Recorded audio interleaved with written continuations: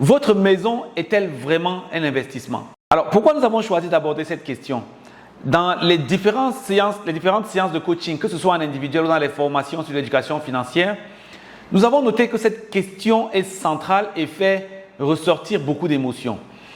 Quand nous avons commencé à travailler dans les finances personnelles, on se disait que l'importance de la maison était très au-delà de ce qui est significatif en Afrique seulement. Et nous nous sommes rendus compte en Occident, particulièrement en France, quand vous discutez avec des gens et que vous avez en face de vous quelqu'un qui est propriétaire, on dit « Ah bon, mais vous êtes propriétaire ?»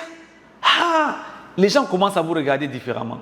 Aux États-Unis, le rêve américain également inclut forcément aussi le fait d'être propriétaire immobilier avant de devenir plus tard millionnaire. Donc, ça veut dire que au-delà de la culture africaine, dans les autres cultures africaines, occidentales, asiatiques, la maison revêt une importance capitale. Elle revêt une importance si capitale que la plupart des personnes considèrent que c'est leur plus gros investissement. Et d'ailleurs, pour la classe moyenne, très souvent, c'est le plus gros investissement. Si vous considérez que c'est le centre de votre vie, on va donc comprendre pourquoi des gens travaillent de manière acharnée pendant toute leur vie avec un rêve important d'avoir une maison. Avoir une maison, en réalité, c'est comme arriver au summum de la sécurité financière et de la réussite personnelle.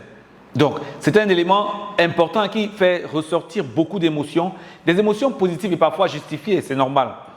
Mais nous allons essayer de parcourir un peu, d'aller au-delà des stéréotypes pour plonger un peu dans ces croyances populaires-là et pour voir si nous avons raison ou pas de considérer que notre maison est vraiment un investissement.